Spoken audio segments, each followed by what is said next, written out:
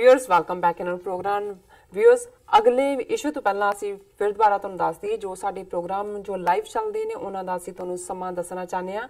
ਸੱਚੋ ਸੱਚ ਪ੍ਰੋਗਰਾਮ ਦਾ ਸਮਾਂ everyday Monday through Friday 7:30 ਤੋਂ ਲੈ ਕੇ 9 ਵਜੇ ਤੱਕ ਔਰ ਜੋ ਪੰਜਾਬੀ ਖਬਰਾਂ ਨੇ ਉਸ ਦਾ ਸਮਾਂ ਹੈ 9 ਵਜੇ ਤੋਂ ਲੈ ਕੇ 9:30 ਵਜੇ ਤੱਕ। ਜੋ ਸਪੈਸ਼ਲ ਇੰਟਰਵਿਊਜ਼ ਹੁੰਦੀਆਂ ਨੇ ਉਸ ਦਾ ਸਮਾਂ ਹੈ 9:30 ਵਜੇ ਤੋਂ ਲੈ ਕੇ 10 ਵਜੇ ਤੱਕ। ਤੁਸੀਂ ਇਹ ਤਿੰਨੋਂ ਪ੍ਰੋਗਰਾਮ ਫੇਸਬੁੱਕ ਤੇ ਜਾ ਕੇ ਵੀ ਲਾਈਵ ਦੇਖ ਸਕਦੇ ਹੋ, YouTube ਤੇ ਜਾ ਕੇ TV84 ਦੇ ਚੈਨਲ ਤੇ ਵੀ ਲਾਈਵ ਦੇਖ ਸਕਦੇ ਹੋ। ਅਸੀਂ ਇਹ ਵੀ ਗੁਜ਼ਾਰਿਸ਼ ਕਰਾਂਗੇ ਤੁਸੀਂ ਇਹ ਤਿੰਨੋਂ ਪ੍ਰੋਗਰਾਮ YouTube ਤੇ ਜਾ ਕੇ ਵੱਧ ਤੋਂ ਵੱਧ ਸਬਸਕ੍ਰਾਈਬ ਕਰੋ ਔਰ Facebook ਤੇ ਵੀ ਵੱਧ ਤੋਂ ਵੱਧ ਲਾਈਕ ਕਰੋ ਤੇ ਸ਼ੇਅਰ ਕਰੋ। ਥੈਂਕ ਯੂ ਸੋ ਮਚ ਜੀ ਡਾਕਟਰ ਸਾਹਿਬ। ਅਗਲੇ ਇਸ਼ੂ ਬਾਰੇ ਤੁਹਾਡੇ ਕੋਲ ਵਿਚਾਰ ਜਾਣਨਾ ਚਾਹਾਂਗੇ, ਕੀ ਕਹਿਣਾ ਚਾਹੋਗੇ?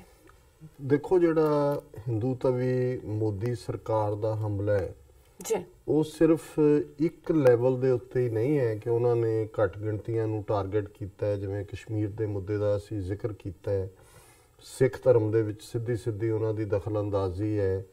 ਦਲਿਤਾਂ ਨੂੰ ਕਿਵੇਂ ਉਹਨਾਂ ਨੇ ਜਿਹੜੀ ਥੋੜ੍ਹੀ ਬਹੁਤ ਕਨਸਟੀਟਿਊਸ਼ਨਲ ਐਮਪਾਵਰਮੈਂਟ ਸੀ ਉਹਦੇ ਤੋਂ ਉਹਨਾਂ ਨੂੰ ਡਿਪਰਾਈਵ ਕਰ ਰਹੇ ਨੇ।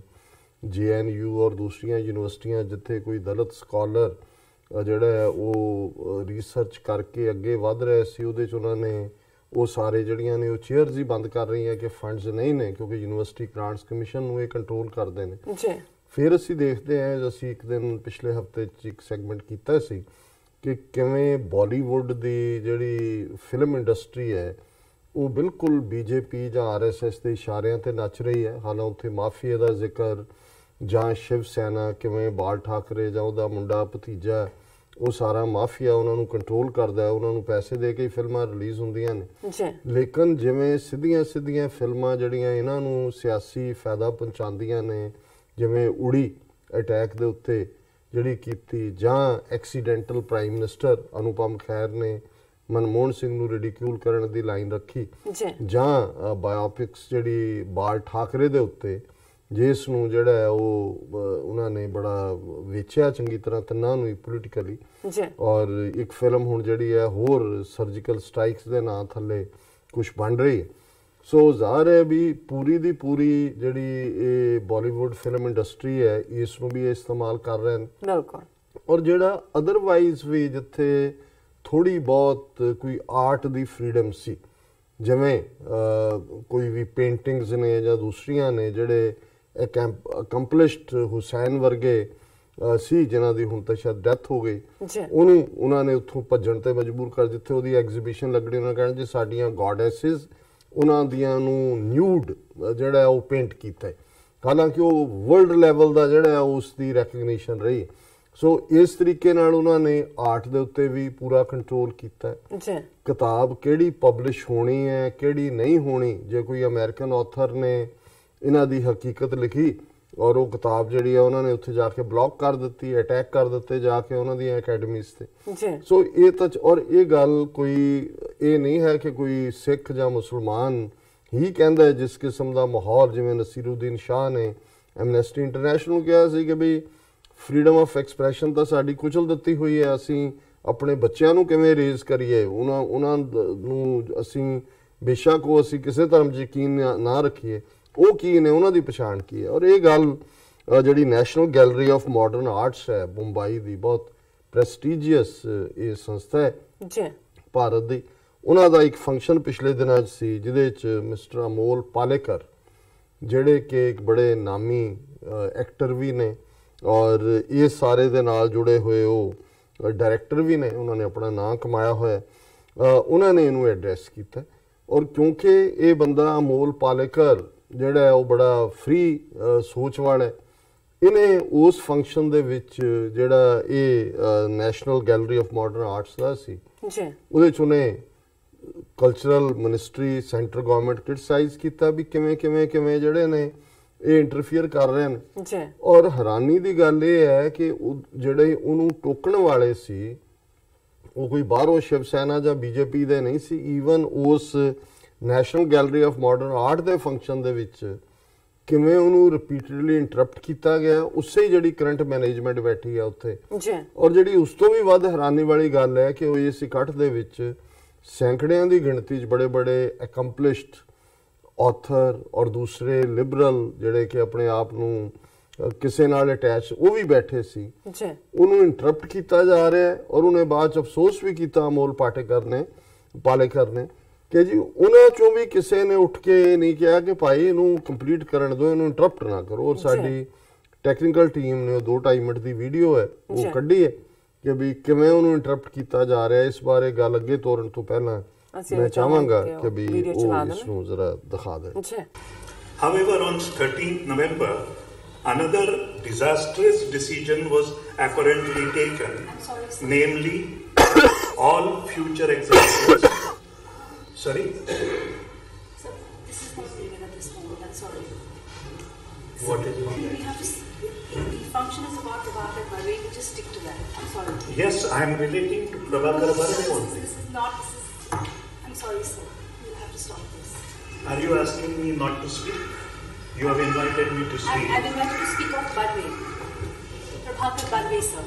Recently, I'll just remind, I mean, most of you may be knowing this incident. Nayantara Sehgal was invited to speak, and at last minute, that invitation was withdrawn because what she was going to speak was slightly critical of the situation around us. Are we creating the same situation here? You're asking me not to speak? No. I will not speak. So this is about Prabhakar Barve. It's not I am speaking about Prabhakar Barve. So we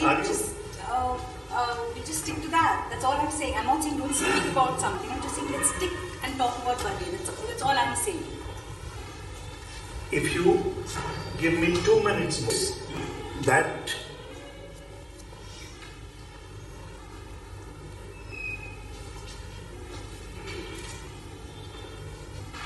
okay, I'll conclude. I'll skip in between.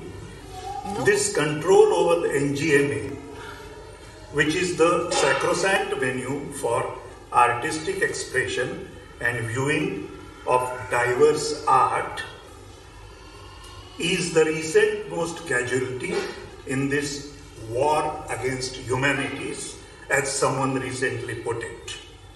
I am truly disturbed. I am much more disturbed now. Where is this all going to stop? This sea of freedom is receding day by day, gradually but incessantly. And why are we silent about this?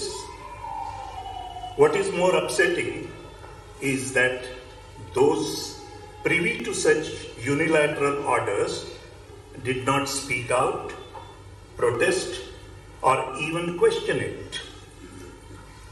And talking about Barve, what would Barve have done in this atmosphere? I am sure he would have shown us the hidden visible through the visible present.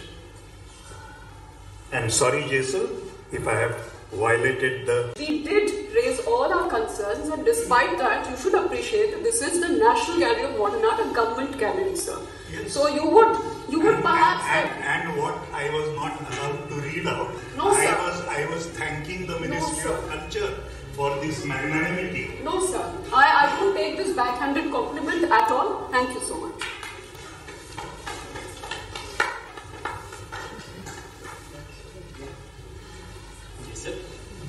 Ji doctor साहब साढ़े दर्शकों ने ये video देख लिया जी doctor साहब ਅੱਗੇ ਤੋਂ ਦੇਖੀ ਮਿਸਟਰ ਅਮੋਲ ਪਾਲੇਕਰ ਜੋ ਉੱਥੇ ਬਿਹੇਵ ਹੋਇਆ ਉਹਦੇ ਨਾਲੋਂ ਤਾਂ ਸਾਹਮਣੇ ਹੀ ਸੀ, ਪਰ ਜਿਹੜੀ ਗੱਲ ਮੋਰ ਡੇਂਜਰਸ ਹੈ ਕਿ ਕਿਵੇਂ ਡਰਾ ਲਿਆ ਜਾਂਦਾ ਹੈ।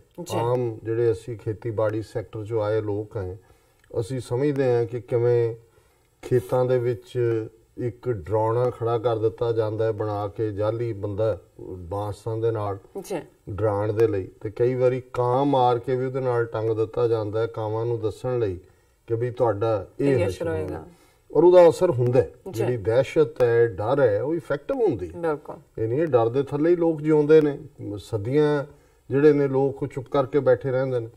ਸੋ ਜ਼ਾਹਿਰ ਹੈ ਜਿਹੜੀ ਗੱਲ ਮਿਸਟਰ ਪਾਲੇਕਰ ਨੇ ਕਹੀ ਕਿ ਵੀ ਜਿਹੜੀ ਗੱਲ what was more upsetting was that there were many veteran artists, curators, gallery owners and art lovers in the audience not a single one said to the organizers, let Amol speak. ਵੀ ਇੱਕ ਵੀ ਨਹੀਂ ਉੱਠਿਆ ਉਹਨਾਂ ਚੋਂ, ਇਹ ਸਾਰੀ category ਜਿਨ੍ਹਾਂ ਨੇ ਕਿਹਾ ਵੀ ਬੋਲਣ ਦਿਓ। ਹੁਣ ਡਰ ਕੀ ਹੁੰਦਾ ਹੈ? Many came and congratulated me in person or sent messages in the last 48 hours. ਉੱਥੇ ਕੋਈ ਨਹੀਂ ਬੋਲਿਆ, ਬਾਅਦ ਚ ਮੈਸੇਜ, ਬਹੁਤ ਬਹਾਦਰ ਆਦਮੀ ਹੈ ਤੂੰ ਬਈ, ਬਹੁਤ ਵਧੀਆ ਹੋਇਆ ਜੀ, ਅਸੀਂ ਤੇਰੇ ਨਾਲ ਖੜੇ ਕੀ ਨਾਲ। ਔਰ ਇਹਨੂੰ ਹੀ ਉਹਨੇ ਅੱਗੋਂ ਕਿਹਾ ਕਿ ਵੀ ਇਹ ਜਿਹੜਾ ਪਾਰਟ ਹੈ, since there is too much governmental interference even in the world of art, the artist cannot afford to take stands. ਉਹਨੇ ਕਿਹਾ ਜੀ ਹਾਲ ਇਹ ਹੈ ਕਿ ਵੀ ਉਹ ਹੁਣ ਸਟੈਂਡ ਲੈ ਹੀ ਨਹੀਂ ਸਕਦੇ, ਇੰਨੀ ਇੰਟਰਫੀਅਰੈਂਸ ਹੈ, so that they can seek benefits, patronage, assignments from and of government. कि जी ये बोलणगे फिर सरकारी को बेनिफिट नहीं मिलेगा, कोई असाइनमेंट नहीं मिलेगी, रादर विक्टिमाइजेशन होएगी, जहाँ गौरी लंकेश जहाँ कुलबुर्जी वांग मौत दे घाट उतारिया जाएगा। This vulnerability is crippling and the voice of dissent gets suppressed at that level itself. कि ये जदों ਇਹ ਲੈਵਲ ਆਉਂਦਾ ਤਾਂ ਫਿਰ ਵਿਰੋਧ ਦੀ ਤਾਂ ਆਵਾਜ਼ ਹੀ ਖਤਮ ਹੋ ਜਾਂਦੀ ਹੈ, ਕੁਚਲੀ ਜਾਂਦੀ ਹੈ। ਸੋ ਦਾ ਕੰਟਿੰਜੈਂਸੀਜ਼ ਕਾਜ਼ ਦਾ ਗੈਗਿੰਗ, ਗੈਗ ਕਰਤਾ ਜਾਂਦਾ, ਤੁਹਾਡੀ ਆਵਾਜ਼ ਹੀ ਜਿਹੜੀ ਉਹ ਬੰਦ ਹੋ ਜਾਂਦੀ ਹੈ। Then of course it's their choice not to raise voice. ਔਰ ਉਹਨੇ ਫਿਰ ਆਰਟਿਸਟ ਹੋਏ ਜੀ, ਉਹਨਾਂ ਦੀ ਮਰਜ਼ੀ ਹੈ, ਪਰ ਉਹਨੇ ਇਹ ਕਹਿ ਕੇ ਇਹ ਦੱਸ ਦਿੱਤਾ ਹੈ ਕਿ already artist, writer, curator, film maker, director ਸਾਰੇ ਜਿਹੜੇ ਨੇ ਉਹ ਗੈਗ ਕਰ ਦਿੱਤੇ ਗਏ ਨੇ, ਡਰ ਦੇ ਥੱਲੇ ਨੇ। ਤੇ ਜਾਂ ਉਹਨਾਂ ਨੂੰ ਇਹ ਹੈ ਕਿ ਜੇ ਅਸੀਂ ਆਵਾਜ਼ ਕੱਢੀ ਤੇ ਜਿਹੜੇ ਮਾੜੇ ਮੋਟੇ ਬੈਨੀਫਿਟ ਸਰਕਾਰੀ ਦਰਬਾਰੇ ਮਿਲਦੇ ਨੇ ਉਹ ਜਾਂਦੇ ਲੱਗਣਗੇ। ਸੋ ਇਹ ਭਾਰਤ ਦੇ, ਇਹ ਡੈਮੋਕ੍ਰੇਸੀ ਹੈ। ਹੁਣ ਤੁਸੀਂ ਜੇ ਇਹੀ ਕੁਛ ਸਾਊਦੀ ਅਰੇਬੀਆ ਦੇ ਹਵਾਲੇ ਨਾਲ ਆਏ ਜਾਂ ਇਹ ਕਿਸੇ ਹੋਰ ਡਿਕਟੇਟਰਸ਼ਿਪ ਦੇ ਹਵਾਲੇ ਨਾਲ ਆਏ, ਬੰਦਾ ਕਹਿੰਦਾ ਠੀਕ ਹੈ ਜੀ, ਉੱਥੇ ਤਾਂ ਇਹ ਰੌਲਾ ਚਾਈਨਾ ਦੇ ਹਵਾਲੇ ਨਾਲ ਰੌਲਾ ਪਾਉਂਦੇ ਨੇ ਕਿ ਜੀ ਉੱਥੇ ਨਹੀਂ ਆ। ਇਹ ਲਾਰਜੈਸਟ ਡੈਮੋਕ੍ਰੇਸੀ ਦੇ ਵਿੱਚ ਇੱਕ ਹਿੰਦੂ ਮਰਾਠਾ ਹੈ ਵੀ ਅਮੋਲਕਰ, ਉਹ ਕਹਿ ਰਿਹਾ ਕਿ ਵੀ ਪਾਲੇਕਰ, ਅਮੋਲ ਪਾਲੇਕਰ, ਕਿ ਆਹ ਹਾਲ ਹੋ ਗਿਆ ਕਿ ਵੀ ਇਸ national gallery of modern art ਦੇ ਵਿੱਚ ਵੀ ਜੇ ਮੈਨੂੰ ਰੋਕਿਆ ਗਿਆ ਤੇ ਇੱਕ ਵੀ ਆਵਾਜ਼ ਉੱਥੇ ਨਹੀਂ ਉੱਠੀ ਕਿ ਇਹਨੂੰ ਬੋਲ ਲੈਣ ਦਿਓ। ਇਹ ਭਾਰਤ ਦੇ ਵਿੱਚ ਜਦੋਂ ਅਸੀਂ ਇਹ ਕਹਿੰਦੇ ਹਾਂ ਕਿ ਜਿਹੜਾ ਹਿੰਦੂਤਵ ਹੈ ਜਾਂ ਹਿੰਦੂਵਾਦ ਹੈ ਜਾਂ ਇਹ ਹਿੰਦੂ ਰਾਜ ਹੈ, ਰਾਮ ਰਾਜ ਨੂੰ ਇਹ ਕਹਿੰਦੇ ਨੇ, ਇਹ ਬਿਲਕੁਲ ਨਾਜ਼ੀਆਂ ਦੀ ਤਰਜ਼ ਤੇ ਹੈ। ਆਰਐਸਐਸ ਹੁਣ ਚ ਨਾਜ਼ੀਆਂ ਦੀ ਤਰਜ਼ ਤੇ ਆਈ ਸੀ ਔਰ ਇਹਨਾਂ ਦਾ ਇੱਕੋ ਹੀ ਨਾਰਾ ਸੀ, ਔਰ ਉਹ ਸੀ ਕਿ one nation, one people, one leader. ਔਰ ਇਹੀ ਇਹਨਾਂ ਦਾ ਹਿੰਦੂ ਹਿੰਦੁਸਤਾਨ, ਔਰ ਜਿਹੜਾ ਵੀ ਬੋਲਦਾ ਉਹਨੂੰ ਕੁਚਲ ਦਿਓ, ਦੱਬ ਦਿਓ, ਇਹੀ ਕੁਛ ਨਾਜ਼ੀਆਂ ਨੇ ਕੀਤਾ। ਔਰ ਨਾਜ਼ੀ ਵੀ ਆਪਣੇ ਆਪ ਨੂੰ German socialist democracy C, socialist republic of Germany, ਇਹ ਵੀ ਆਪਣੇ ਆਪ ਨੂੰ ਸੈਕੂਲਰ ਡੈਮੋਕ੍ਰੇਸੀ ਕਹਿੰਦੇ ਨੇ। ਹੁਣ ਜੇ ਡੈਮੋਕ੍ਰੇਸੀਆਂ ਦਾ ਇਹ ਹਾਲ ਹੈ ਤੇ ਫਿਰ ਡਿਕਟੇਟਰਸ਼ਿਪ ਜਾਂ ਫੌਜੀ ਰਾਜ ਜਾਂ ਦੂਜੇ ਉਹਨਾਂ 'ਚ ਕੀ ਭੈੜ ਹੈ? ਉਹ ਵੀ ਤਾਂ ਡਰ ਦੇ ਕੇ ਰਾਜ ਕਰਦੇ ਨੇ, ਇਹੀ ਕੁਛ ਅੱਜ ਉੱਥੇ ਹੋ ਰਿਹਾ ਜੀ। ਬਿਲਕੁਲ ਡਾਕਟਰ ਸਾਹਿਬ, ਤੁਹਾਡਾ ਬਹੁਤ ਬਹੁਤ ਸ਼ੁਕਰੀਆ। ਹੱਥ ਲੈਣੇ ਬ੍ਰੇਕ ਤੋਂ ਪਹਿਲਾਂ ਅਸੀਂ ਪ੍ਰਦਰਸ਼ਕਾਂ ਤੇ ਸਰੋਤਿਆਂ ਨੂੰ ਫਿਰ ਦੁਬਾਰਾ ਅਪੀਲ ਤੇ ਬੇਨਤੀ ਕਰ ਦਈਏ। ਵਿਊਅਰਸ, ਜਿਸ ਤਰ੍ਹਾਂ ਕਿ ਤੁਸੀਂ ਜਾਣਦੇ ਹੋ ਕਿ ਟੀਵੀ 84 ਇੱਕ ਪੰਥਕ ਚੈਨਲ ਹੈ। ਟੀਵੀ 84 ਸਿੱਖਾਂ, ਕਸ਼ਮੀਰੀਆਂ ਅਤੇ ਭਾਰਤੀਆਂ ਨੌਰਥ ਈਸਟ ਸਟੇਟਾਂ ਦੇ ਲੋਕਾਂ ਦੇ ਸਵੈ ਨਿਰਣੇ ਦੇ ਹੱਕਾਂ ਦਾ ਹਾਮੀ ਹੈ। ਅਸੀਂ ਚਾਹਾਂਗੇ ਕਿ ਤੁਸੀਂ ਟੀਵੀ 84 ਦੀ ਵੱਧ ਤੋਂ ਵੱਧ ਮਾਈਕ ਸਹਾਇਤਾ ਕਰੋ। ਤੁਸੀਂ ਆਪਣੀ ਮਾਈਕ ਸਹਾਇਤਾ ਸਾਡੀ ਵੈਬਸਾਈਟ tv84.tv ਤੇ ਜਾ ਕੇ ਪੇਪਲ ਦੀ ਵਰਤੋਂ ਕਰਕੇ ਵਨ ਟਾਈਮ ਡੋਨੇਟ ਕਰ ਸਕਦੇ ਹੋ, ਮੰਥਲੀ ਡੋਨੇਟ ਵੀ ਕਰ ਸਕਦੇ ਹੋ। ਤੁਸੀਂ ਟੀਵੀ 84 ਦੇ ਨਾਮ ਦੇ ਚੈੱਕ ਬਣਾ ਕੇ ਸਾਨੂੰ ਮੇਲ ਵੀ ਕਰ ਸਕਦੇ ਹੋ ਸਾਡੇ ਇਸ ਪਤੇ ਤੇ 36-01 37th ਐਵਨਿਊ, ਲੌਂਗ ਆਈਲੈਂਡ ਸਿਟੀ, ਨਿਊਯਾਰਕ 11101 USA, ਜਾਂ ਫਿਰ ਤੁਸੀਂ ਸਾਨੂੰ ਫੋਨ ਰਾਹੀਂ ਵੀ ਸੰਪਰਕ ਕਰ ਸਕਦੇ ਸਾਡੇ ਫੋਨ ਨੰਬਰ ਤੇ 5164060694। Thank you so much viewers. ਤੁਸੀਂ ਕਿਤੇ ਨਹੀਂ ਜਾਣਾ, ਮਿਲਦੇ ਹਾਂ ਛੋਟੇ ਜਿਹੇ ਬ੍ਰੇਕ ਤੋਂ ਬਾਅਦ।